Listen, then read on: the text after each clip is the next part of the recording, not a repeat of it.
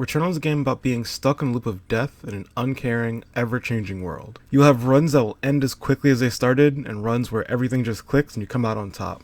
The main gameplay loop for Returnal is to travel through a biome and try to reach key objectives for each, so you can progress to the next.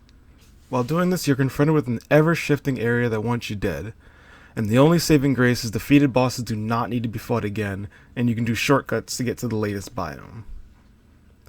The guns in the game feel really good, and you will definitely find ones that suit your playstyle.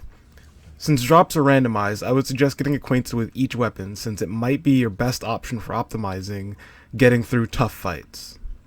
The shooting feels good, and the game rewards you for timing your reloads, which can change how an entire encounter plays out, and counting on your active items can give you bonuses. Positioning is key in this game, so knowing when to keep moving, when to kite from enemies, and when to hunker down can definitely change how something plays out. As you play, you will run into a couple different items that can help or hurt you out in your runs, ranging from parasites that can give you positive traits, but also give negative side effects, to chests or crystals that can reward you with gear, but have a chance of giving you suit malfunctions, which you will need to remove in order to complete the run without having an extra detriment. You can purify these chests with ether that you find on runs, since ether is one of the only things that carries over between runs, and you'd rather save it on using it to unlock new items to be in the dungeon. Runs can be pretty long, ranging from around an hour to 2 hours, kind of on how you're playing through. There is no quick resume, so pretty much when you start a run, you're locked in. This can be frustrating when you feel like you're hitting a stride and you literally get stomped by an enemy and have to start over. But as I said before, the plus is not needing to fight bosses again can be a saving grace in regards to checkpoints. My main gripes with the gameplay is that the melee attacks take some getting used to, since you have to go based on Celine's positioning, so you might often find yourself whiffing right in front of an enemy and getting hit right after.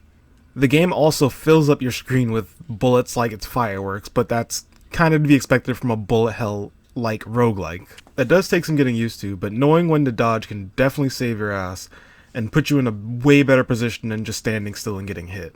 The story for this game is trippy, like very, very trippy. You're going to constantly find yourself finding recordings from your possibly previous self who's in different levels of sanity due to being stuck in a time loop where, she just dies constantly. I've beaten the game once and have tons of questions that I have to do subsequent playthroughs in order to kind of grasp and get my head around. Visually, the game looks amazing and runs incredibly well on the PS5. There can be tons of particle effects on the screen, and the game takes it like a champ. The game loads incredibly fast, even when transitioning from biome to biome. There was some parts that seemed like they could be hidden loading, but it was added in a seamless way that I felt didn't take away from the overall experience. Besides the issues I mentioned, I have to note that at the time of the release and when I originally did my original playthrough, there were some bugs in the game, one of which being that trophies were bugged and wouldn't trigger. So I had all but one of the boss trophies trigger for me, and I had some of the story ones not work as well. They added in a subsequent patch to fix this, but it led to some issues where users were having constant errors or losing save data. As of this recording, there has been a newer patch that should leave the game in a more stable state, and also address some of the issues I previously mentioned. The only problem is, if you missed out on trophies, you have to still go through and get them again.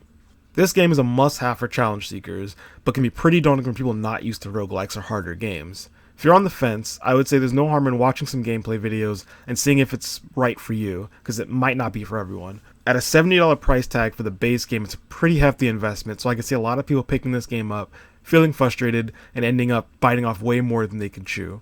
If you're a fan of roguelikes, you're going to find a lot here that you're used to, and some things that they kind of take their own spin on, but for the most part, you'll feel at home. Also, if you're a fan of roguelikes with a story, I cannot suggest Hades enough, and if you're looking for a good sci-fi kick that'll leave you scratching your head, I suggest reading Annihilation by Jeff Vandermeer.